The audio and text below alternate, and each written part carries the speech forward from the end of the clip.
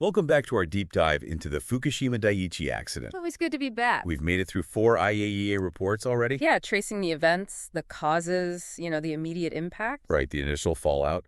But now with Volume 5, things are kind of shifting. We're looking at the long game. The long game, exactly. Remediation, decommissioning, waste management. This is about how Japan's dealing with this massive, just immense challenge of recovery. Yeah, it's fascinating, really, to see this transition, from that initial crisis response to this long-term, more strategic planning.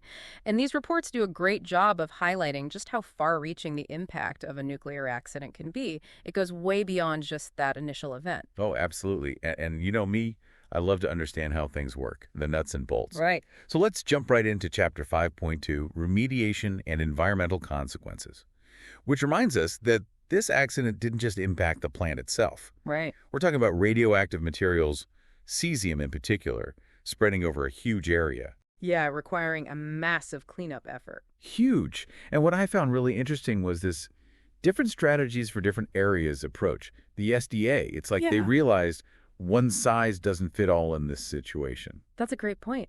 The SDA approach really reflects the fact that the contamination wasn't uniform. So for areas with lower annual radiation doses, they call that SDA1, and the goal there was to bring levels down to less than 1 millisievert per year. Okay, so less than 1 millisievert per year. To put that in perspective, that's about the same dose you'd get from a chest x-ray. Exactly. So even though those SDA1 areas were relatively less contaminated, we're still talking about a significant effort to reach those safety targets. Oh, for sure.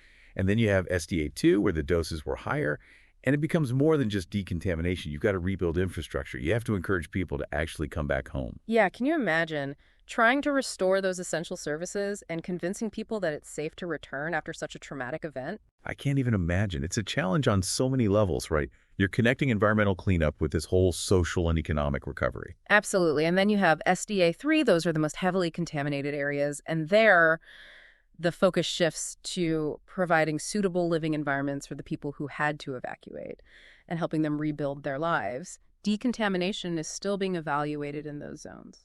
It's almost like a triage system, focusing on the most urgent needs first. Right. And remember the Intensive Contamination Survey Area, the ICSA, that we talked about in those earlier reports. Well, it's encouraging to see the decontamination efforts there, particularly outside of Fukushima Prefecture, have actually made some real progress. Absolutely. But inside the prefecture, the work is still ongoing. The report gives us a glimpse of just how massive this undertaking is through a case study from Tamura City. Yeah, Tamura City really puts things into perspective. They needed 1,300 workers every single day for a whole year just to decontaminate this relatively small area. We're talking 120,000 person days of work. That's incredible. That's mind-boggling. It reminds us that behind all these technical reports are real people dedicating their time and expertise to make these areas safe again. Absolutely. The report also digs into how radioactive cesium behaves in the environment, particularly in the soil. And it's not as straightforward as you might think. It's not just evenly spread out. Factors like land type and farming practices all come into play. Right. Understanding how cesium interacts with the environment is crucial for developing effective remediation strategies. Exactly. For instance, undisturbed paddy fields, they tend to hold the cesium in that top layer of soil. But if the soil is plowed, then the cesium gets distributed throughout the plowed depth. And this obviously can impact crops, which could lead to food restrictions. And this is why ongoing monitoring of radiation levels is so important. It helps guide those remediation plans and ensures the safety of the food supply. Exactly. It's an ongoing process. It is. So we've talked about the large-scale cleanup, but Chapter 5.3 takes us right into the Fukushima Daiichi site itself, focusing on stabilization and preparing for decommissioning. And this is where things get really complex. It's a whole different ball game compared to decommissioning a plant that was shut down as planned. Oh, absolutely. With a planned decommissioning, you have a clear understanding of the facility, the fuel, the equipment, everything. But after an accident like Fukushima, there are so many unknowns. The damage to the reactor buildings, the condition of that fuel debris, the potential hazards. It's a challenge unlike any other. And that's where stabilization comes in, making sure those damaged buildings and systems are safe enough to work around while they figure out how to take the whole plant apart. It's a huge task. And TEPCO, the plant operator, they created this roadmap towards restoration, outlining the immediate steps. Right. And that roadmap is a living document, always evolving. It started by focusing on cooling the reactors and the spent fuel pools. Remember, those are essentially storage pools for used nuclear fuel, which is still highly radioactive. The initial goals were to reduce those radiation dose rates and get control over any releases of radioactive material. It's interesting how they break down this massive undertaking into smaller, more manageable steps, adapting as they go, as new information comes in, and as new challenges pop up. But it wasn't just TEPSO calling the shots here. The Nuclear Regulation Authority, the NRA, they stepped in and required TEPSCO to develop a much more detailed implementation plan for the whole decommissioning process. Right, and that's where the NRA comes in, to provide that independent oversight and make sure that rigorous safety standards are being met.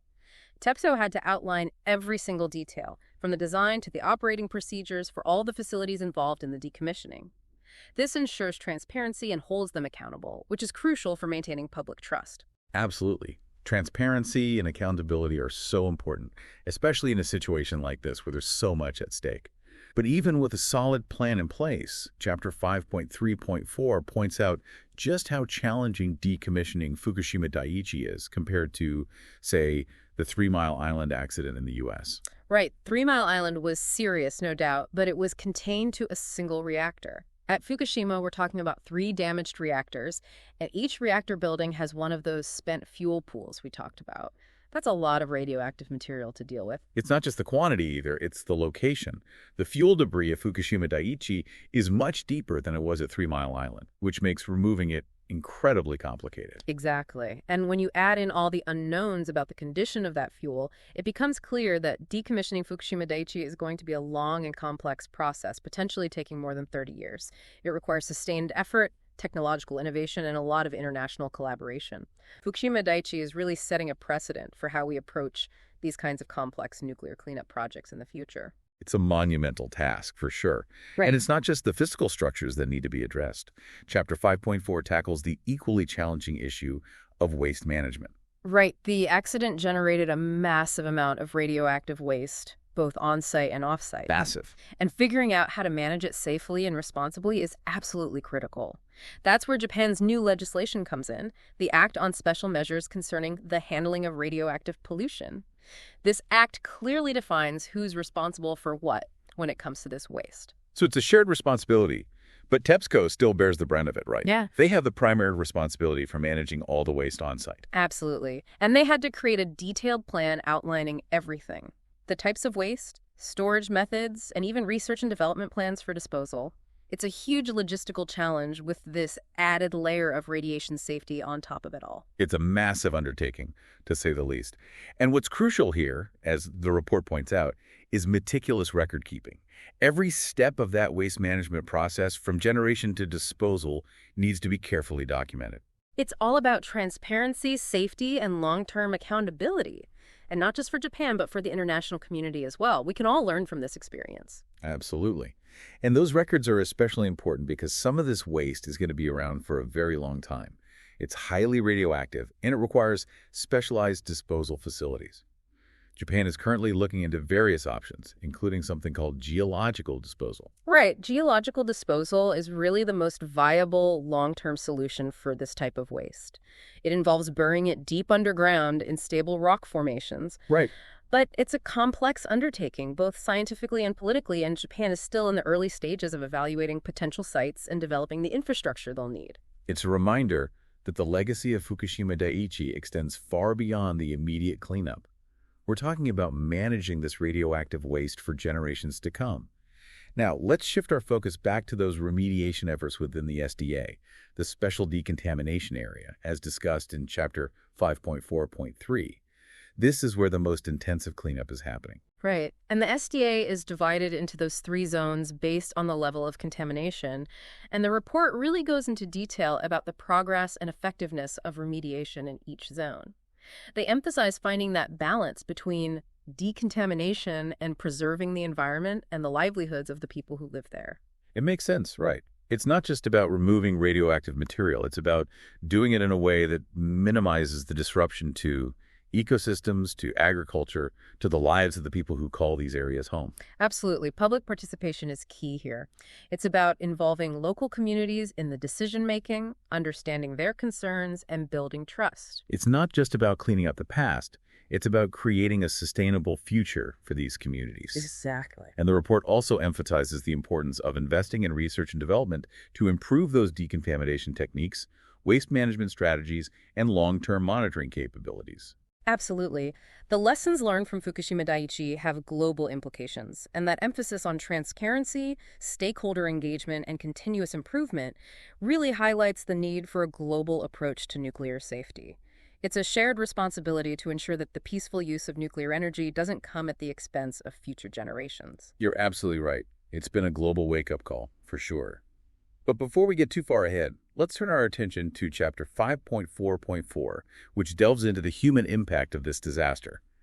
We've been focusing on the technical aspects, but it's crucial to remember that this accident had a profound effect on people's lives. Oh, absolutely. The human impact is a crucial part of this whole story. The report delves into the social and psychological consequences of the accident, the challenges of evacuation, and those long-term health concerns. It's a sobering reminder that the effects of a nuclear accident extend far beyond the immediate area. Can you imagine being forced to leave your home, not knowing if you'll ever be able to return? The uncertainty, the disruption to your life, the loss of community, it's a heavy burden to bear. It really is. It's a sobering reminder that even necessary actions like evacuation can have unintended consequences and create new challenges for people. Right, and then there are those long-term health concerns, like the increased risk of thyroid cancer, especially in children. It's a complex and sensitive issue that requires ongoing monitoring and support. Absolutely. And it's not just the physical health risks either. There's the psychological toll as well. The stress, the anxiety, the fear caused by the accident, these can have lasting effects on people's mental health. The mental health of the affected population is just as important as their physical health. And this report really underscores the need for ongoing support and resources for those who've been impacted by this tragedy. I completely agree. One thing that struck me in this chapter was the detailed analysis of the emergency response. The report looks at both the successes and the areas where things could have been done better. Right, and I think that's one of the most valuable aspects of these reports. They don't shy away from identifying the challenges and the shortcomings.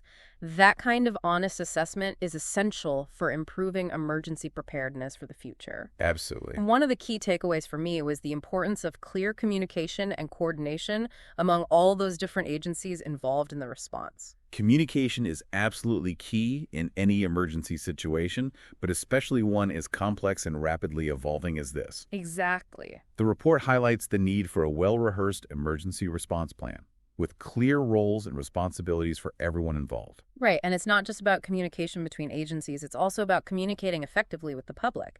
Providing accurate and timely information can help build trust and avoid unnecessary fear and panic. Transparency is paramount in a situation like this, and it leads us to another crucial point that the report emphasizes, the need for a strong and independent regulatory body. Absolutely. We need a regulator who can effectively oversee the nuclear industry, enforce those safety standards, and hold operators accountable. It's about creating a culture of safety that prioritizes the protection of public health and the environment. Exactly. And that brings us to the final chapter in this volume, Chapter 5.5, which looks ahead to the long-term implications of the Fukushima Daiichi accident. This chapter is fascinating because it shifts from analyzing the past to shaping the future. We've gone from dissecting what happened to exploring what we can learn and how we can move forward. It's all about turning experience into action. This chapter delves into the lessons learned, the ongoing research and development efforts, and the global implications of the accident for the entire nuclear industry.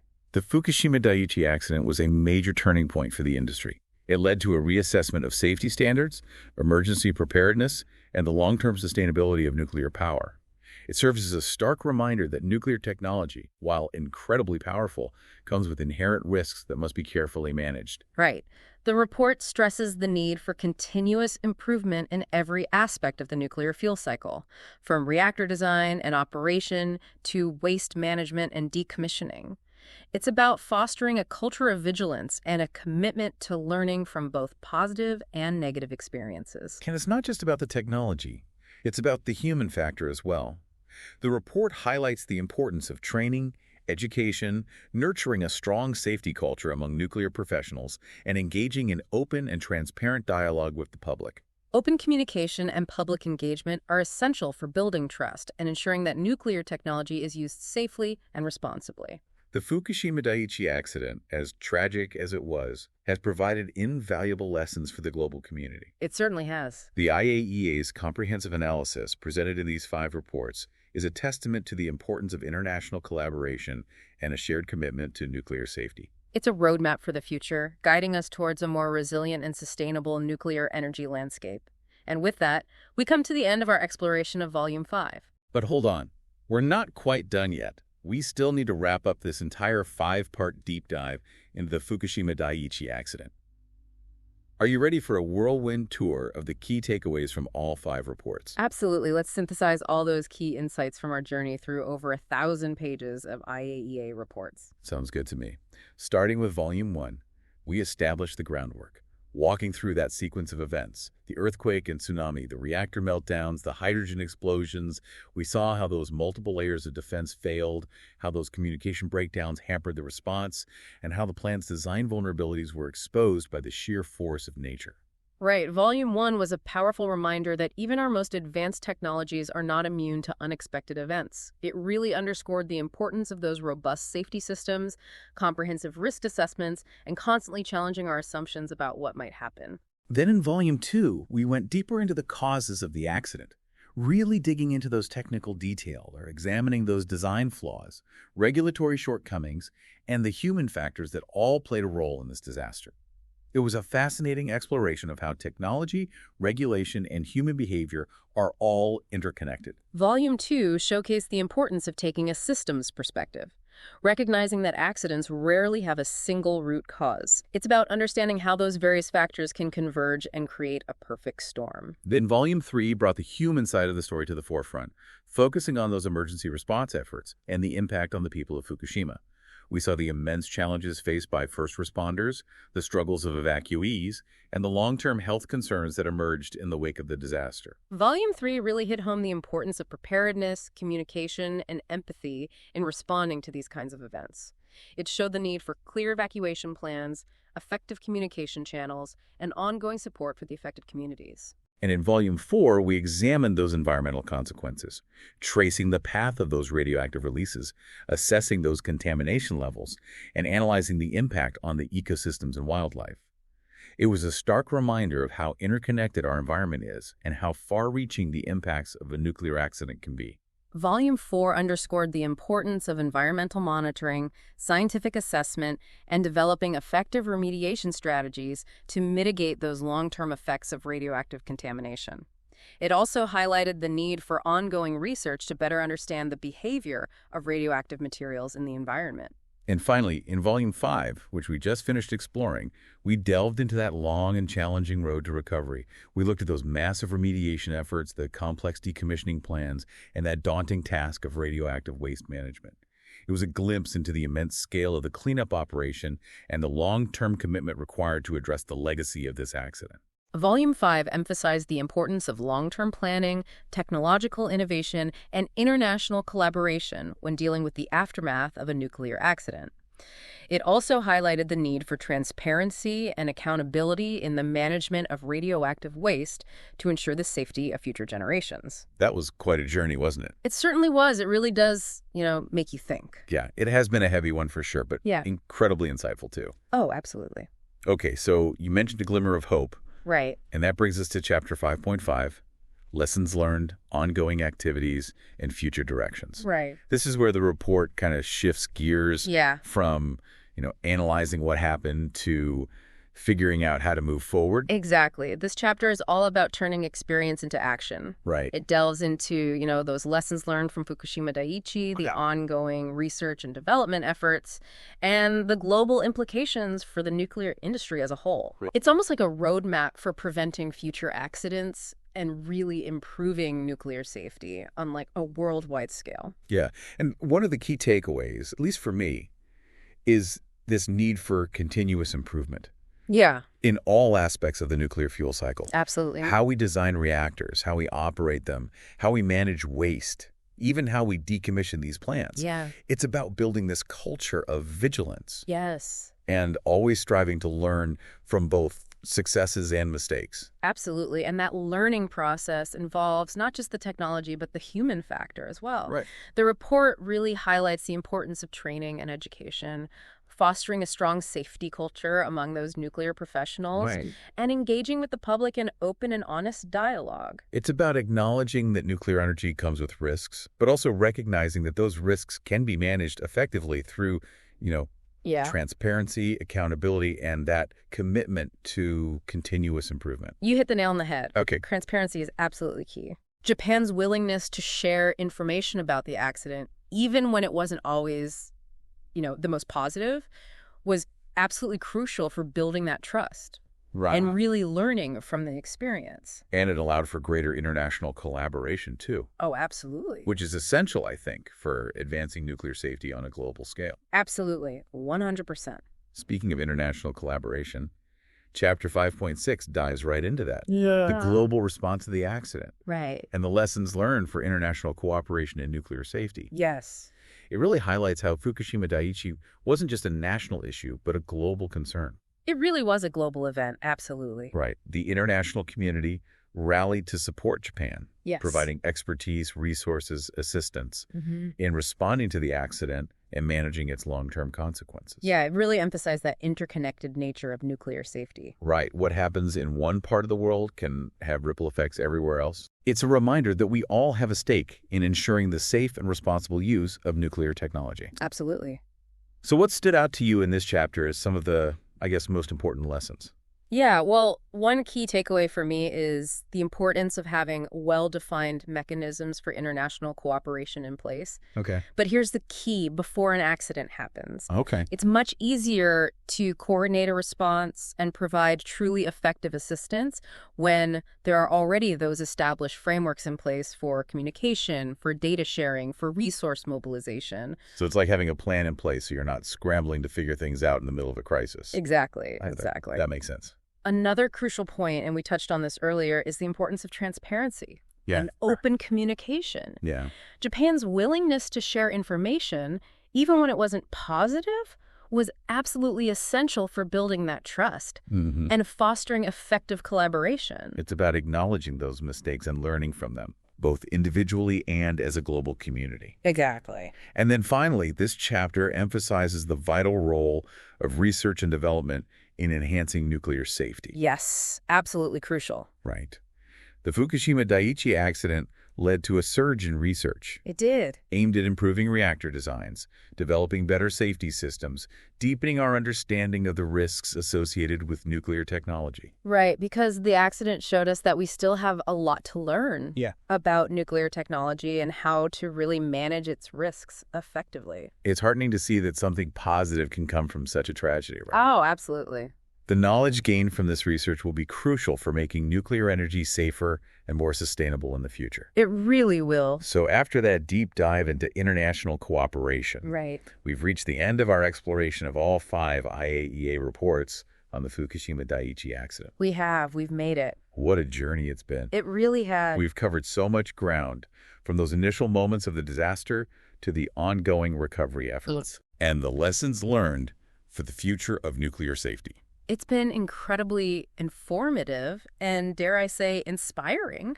Yeah, it's been heavy, Yeah. but there's so much to learn from it. Absolutely. These reports provide a valuable resource for anyone who wants to really delve into the, Yeah. technical, social, and political dimensions of this event. Mm-hmm. It really showcases how much we can learn when we analyze these complex situations from multiple angles. Absolutely. And as we wrap up this 5-part series, Hmm. the sheer scope and complexity of this event really hit home. It does. It's immense. It wasn't just a single event, right? Mm. It was a cascade of interconnected challenges Yes. with ripple effects felt around the world. A ripple effect felt around the world, yeah. You're absolutely right. It's a story about the raw power of nature, Yeah. the vulnerabilities of even our most advanced technologies, and that incredible resilience of the human spirit. Yeah, and I think it's also a story about learning from our mistakes, adapting Yeah. to the unexpected, and recognizing that working together is truly the only way to create a safer, a more sustainable future. Perfectly put. Thank you. So are you ready to take one last look at those key takeaways from each report? Yeah, let's do it. Okay, before we officially wrap up this deep dive, It's time to distill the essence of over 1,000 pages of reports Yes. into a few, I guess, key insights that our listeners can carry with them. Sounds good to me. All right, let's start with Volume 1, where we laid the groundwork by establishing that timeline of the accident. Right. The earthquake, the tsunami, the reactor meltdowns, the hydrogen explosions. All happened so fast. They did. We saw how those multiple layers of defense failed, We did. how communication breakdowns added to the chaos, and how the plant's design vulnerabilities were exposed by, the sheer force of nature. Right. Volume 1 served as a stark reminder that even our most sophisticated technologies are not invincible. Right. It underscored the importance of those robust safety systems, comprehensive risk assessments, and constantly challenging our assumptions about what might happen. Then in Volume 2, we took a deeper look at the causes of the accident, dissecting those technical details. We did. Like those design flaws, regulatory shortcomings, and the human errors that contributed to the disaster. Right. Volume 2 really showcased the importance of a systems perspective, Right. recognizing that accidents rarely have a single cause. It's so complex. It is. It's about understanding how all those different elements interact Right. and how those interactions can lead to unintended consequences. In Volume 3, we shifted our focus to human dimension, exploring the challenges of the emergency response Yes. and the impact of the accident on the people of Fukushima. Volume 3 brought that human cost of a nuclear disaster into sharp focus. It did, yeah. It was a poignant reminder of the need for preparedness, clear communication, and empathy Yeah. when responding to these kinds of events. And in Volume 4, we turned our attention to the environmental consequences, Yeah. tracking the spread of that radioactive contamination, assessing those contamination levels, and analyzing the impact on ecosystems and wildlife. Volume 4 underscored the importance of environmental monitoring, scientific assessment, Right. and developing those effective remediation strategies. Right. It highlighted that interconnected nature of ecosystems Yeah. and how radioactive materials can travel far beyond that initial point of release.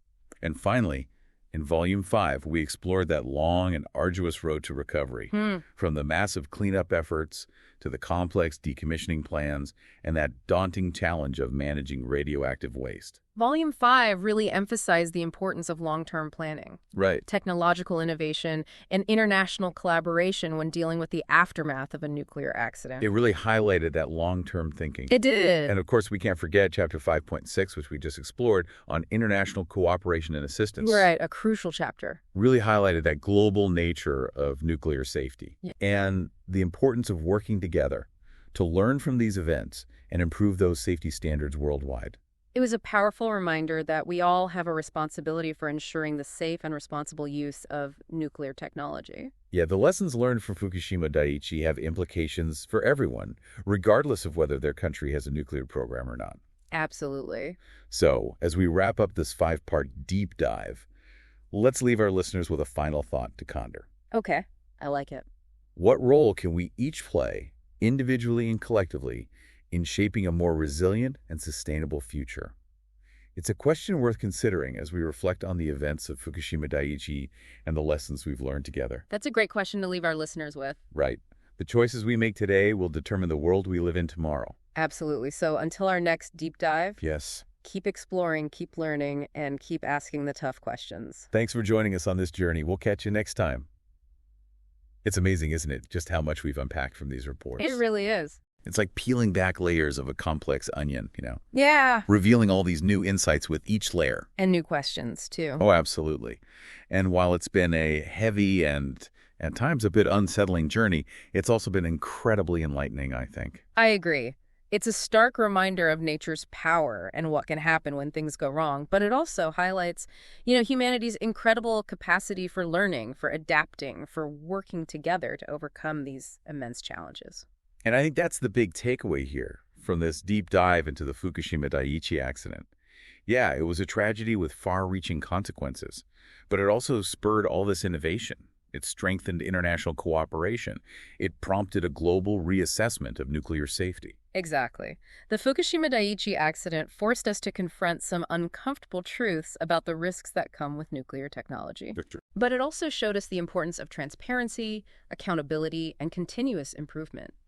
And maybe most importantly, it highlighted how interconnected our world really is and the need for global collaboration to address these challenges that go beyond national borders. Absolutely. So as we wrap up this 5-part deep dive, let's leave our listeners with one final thought to ponder. Okay, I like it. Hit me with it. What can we each do, both individually and collectively, to build a safer and more sustainable future? Wow. It's a question that goes beyond just nuclear energy, right? It Duh. encompasses all aspects of our lives. That's a powerful question to end on. The choices we make today, they really do shape the world we inherit tomorrow.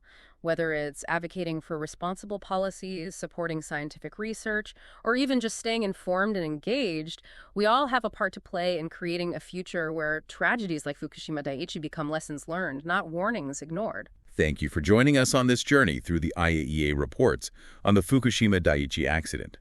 We hope this deep dive has provided you with some valuable insights, sparked some thoughtful conversations, and inspired you to continue exploring the complexities of our world.